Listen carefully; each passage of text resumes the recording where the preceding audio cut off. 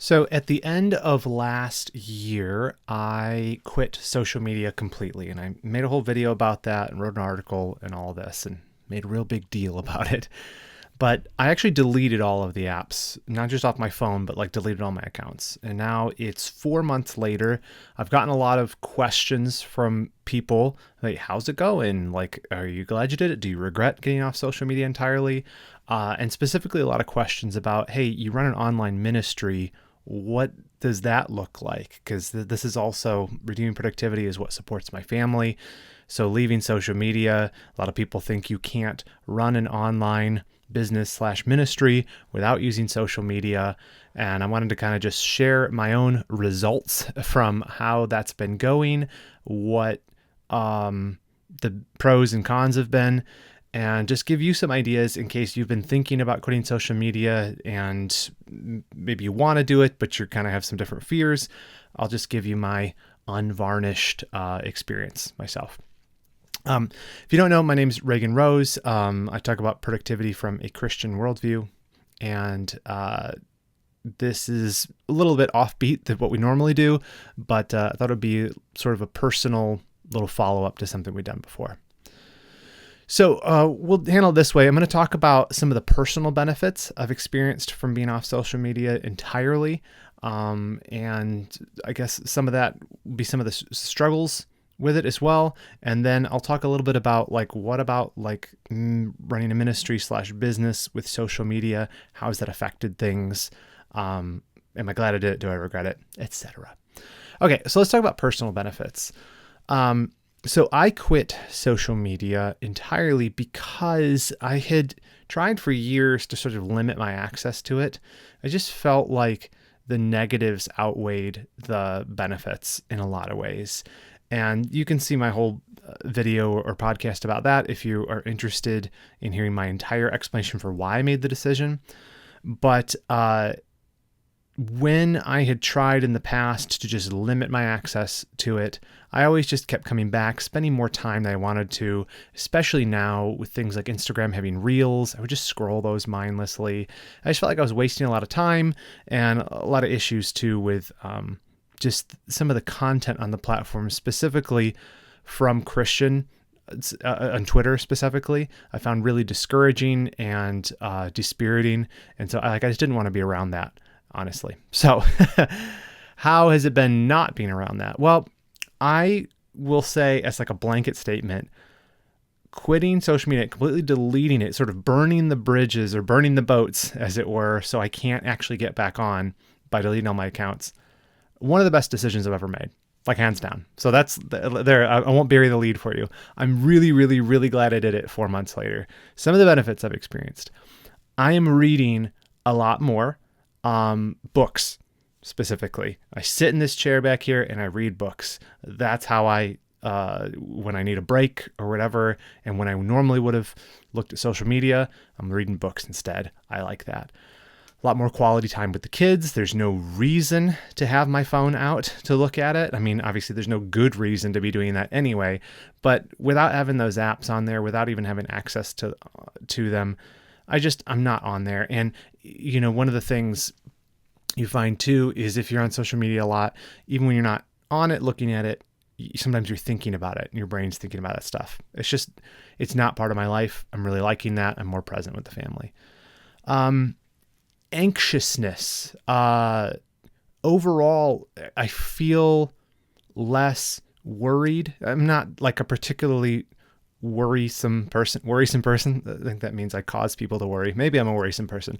I'm not a particularly anxious person, but I found that I spend a lot of time on social media. You kind of all these things you're thinking about, especially with the politics stuff ramping up right now.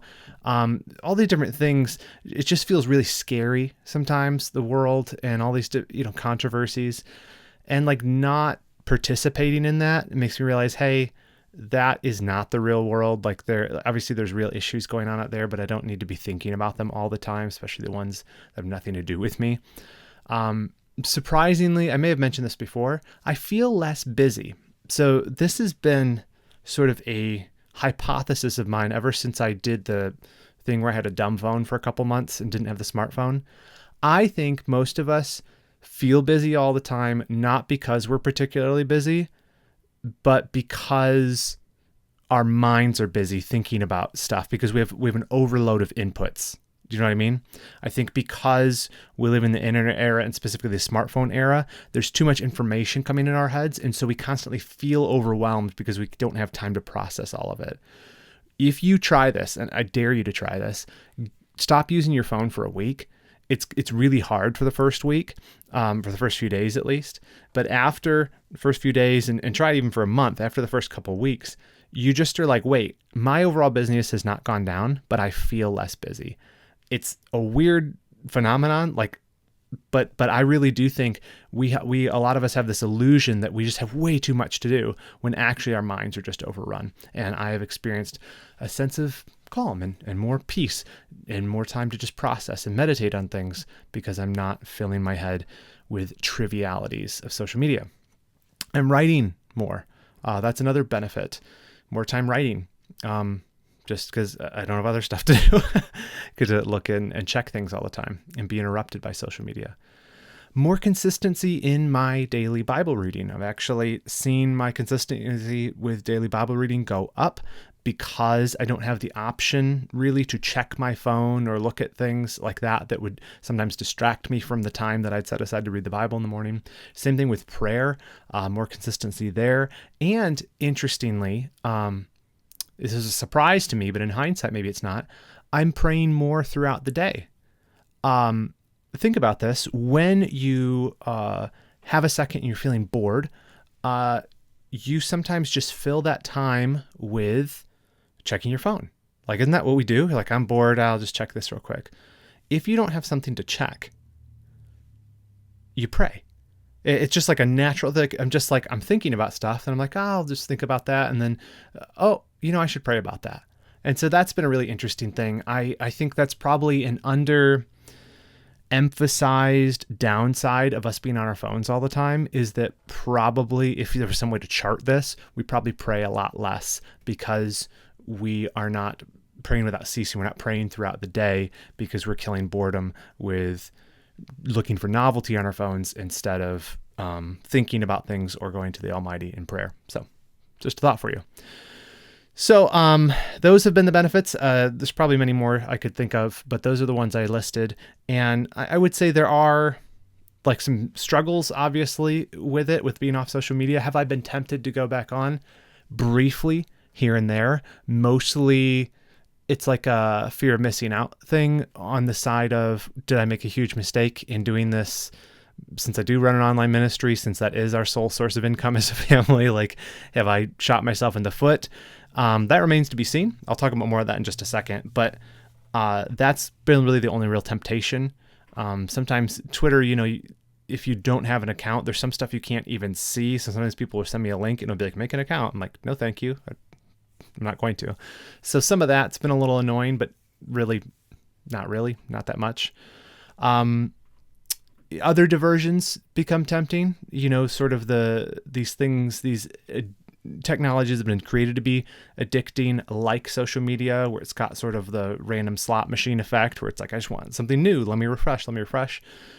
Without that there, like, I can feel myself tempted to do other things that are like that, like going back to video games. I've wanted to do gaming, which I haven't done in many years. I wrote a book on that, by the way, on being addicted to video games and how to think about that for young people, particularly, called A Student's Guide to Gaming. So I don't play video games really anymore, but I have felt that urge for something to kind of fill that dopamine urge, but hopefully resisted that for the most part. But on the whole, yeah, I'd say it's been a positive change. I am glad that I burnt the boats. I'm glad that I deleted the accounts entirely. I'm glad that I made a final decision and didn't leave a way back to me, because there are a couple of times when I would have probably logged back on. And if you're anything like me and you kind of like struggle to stay off of social media for a long period of time through, I'm sorry, what I'm trying to say is, if you've ever tried to sort of mitigate using social media, use it less, you kind of go through seasons where you're like, oh yeah, like I've really resisted being on there all that much. I've brought my screen time way down for the last couple of months, but then something happens, you go on vacation or something, whatever it is. And something happens where you go on for like a couple of days and then you're back into your old habits. Completely burning the bridges, making it impossible for me to get back on, I think was the right call in my case. I'm not suggesting everyone needs to do this, but it's been a good thing. Been good for my faith, been good for my work, been good for everything. I'm glad I did it. If you're thinking about doing it, I think you'll be happy you do it too if you do. Okay, let's pivot and talk about the sort of, I guess the most questions I get about this have to do with the fact that I run an online ministry that also provides for our family. So a lot of people that I know either have like a side hustle or a business of some sort or want to do that. And the common advice you get now in the sort of quote unquote creator economy, whatever you want to call it, is you have to have a social media presence to have any kind of business or have any kind of ministry. Like, you're insane not to have that. You're living in the 90s or something if you think you can get by without it. So what has happened? That's what people keep asking me. How has it affected what I've been doing, ministry business? My sort of like big picture answer is it hasn't really negatively affected it. Now, it could be that there's a lag time to this, and that was kind of one of my fears, honestly, when I quit 4 months ago. Get off social media, deleted my accounts for Redeeming Productivity for myself too. Was like, shoot, like what if this is where people are coming from that are finding about Redeeming Productivity and stuff and end up being a part of our orbit of things? Is this going to have an impact on my ability to reach people? Yeah, and I'm sure in some sense it has, because I'm not reaching people on social media. But bottom line, most everything is trending positively in terms of like metrics and stuff. The newsletter, YouTube, like that kind of stuff, even membership in our academy, all those things have gone up, and like up better than they had been over the previous 4 months. So that's interesting, right? Why is that? I would say if I could put my finger on a single cause, it's that if you focus on fewer things, you can accomplish more. One of the frustrations of social media, if you're somebody who's tried to grow a platform or use it for business or whatever, is it's like the algorithm's hungry, you have to keep feeding it, and you feel like, oh, I got to be on 10 platforms and produce all this different content. And there's all these people, you'll take a course from somebody and they'll say, here's how to make one long piece of content and cut it into 10 different ones and make a bunch of tweets and schedule them and do all this and all that. And I did all that stuff, and it's exhausting. And what I found is I was finding less and less return on those things. They were reaching fewer people. Everything was just like more work with less results in terms of reach or effectiveness. And I was like, why am I doing this? And when I pulled completely away from it, I have seen myself able to focus on the things that actually move the needle. Focus on the newsletter, improve the quality of it, find different ways to let people know that it exists. Focus on the academy, that's our membership program, and really just try to improve that. And so being able to focus on that stuff has, I think, improved the quality of what I'm doing, and has in turn, the quality has been sort of like an attractor for people, more so than me just doing spitting all this different stuff out into the wild web and hope people find us through all these different scattered content. Just, if I could put it as like a piece of advice, if you're somebody who's like a business owner or somebody who's seeking to have a ministry through the internet, focus is key, right? There's a lot of things you can be doing. What's the one or two things that are most important? Do those really, really, really well, and try to say no to everything else. Priorities is everything. When you do that and you focus on quality, good things tend to follow. And I'm seeing that happen. Growth continues regardless of social media. Let me continue on that track a little bit, because I get this question so much. What is going on with social media? I'm going to turn this into a little bit of a commentary on the state of social media and the creator economy, all these things. we're in the middle of a massive shift in terms of what social media is. And I think a lot of people think we're living still in like 2015, 2017 when it comes to social media.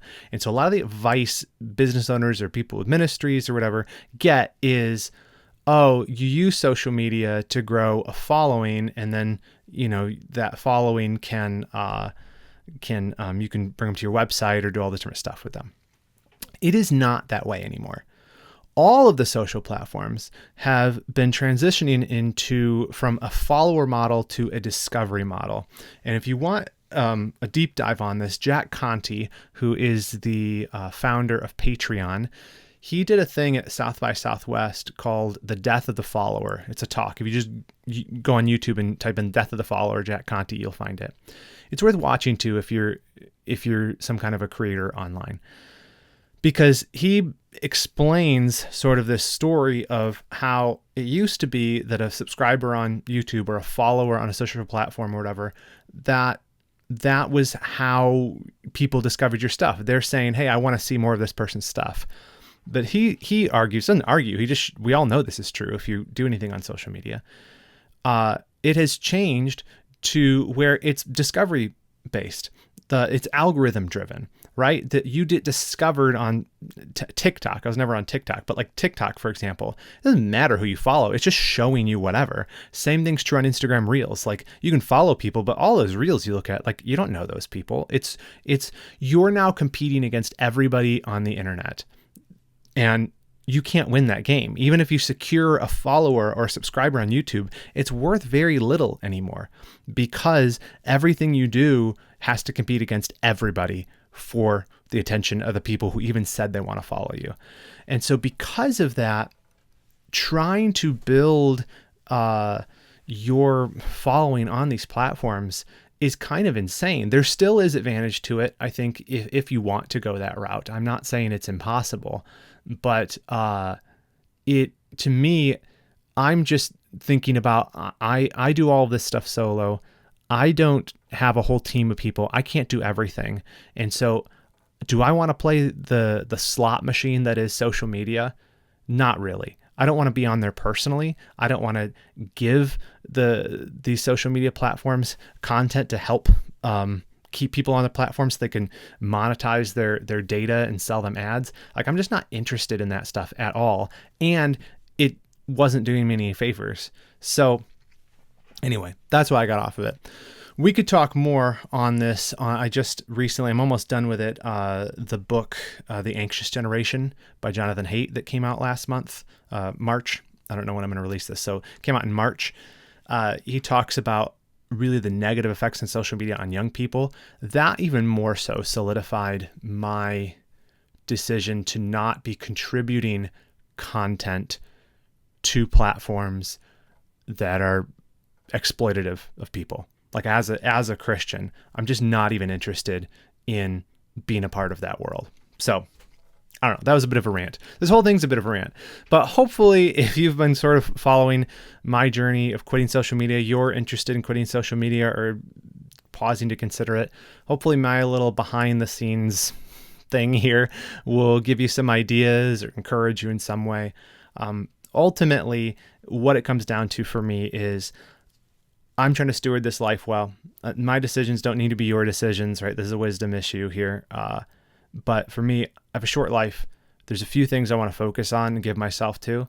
And social media was not helping in those regards. So I left it. And, was it Hebrews? I think I quoted this in the original thing I did, but Hebrews 12:1. Therefore, since we are surrounded by so great a cloud of witnesses, let us also lay aside every weight and sin which clings so closely, and let us run with endurance the race that is set before us. We want to be setting aside a sin, but also he says, lay aside every weight. And there are some things that are weighing us down that aren't sinful. I don't think social media is sinful as such, but obviously it can be a source of that. But for me, it was a hindrance, and so had to go, and I'm glad I did it, and no regrets. So hopefully this is helpful to you if you're interested in that. Well, thanks so much for watching or for listening. You can find audio version of this on Apple Podcast, Spotify, wherever you get your podcast, if you're watching this. And if you are listening, we do YouTube version as well over at YouTube. And if you just look up my name, Reagan Rose, or Redeeming Productivity, you will find our channel there. Thank you to the Patreon supporters who help make this possible. You can learn more at patreon.com/redeemingprod if you're interested in supporting this show. Or if you want to grow in your personal productivity from a Christian worldview, a God's glory first mindset, make sure you check out our Redeeming Productivity Academy. That's a membership program full of courses and a community that will help you grow. And we also provide a one-on-one coaching service if you need even more help with that, especially those of you who might be business owners, entrepreneurs, want help from a Christian perspective. Would love to have you work with our head coach, James Parker, on that. You can learn more about that at redeemingproductivity.com/coaching. Everything's at redeemingproductivity.com. Just go there. All right. See you next time.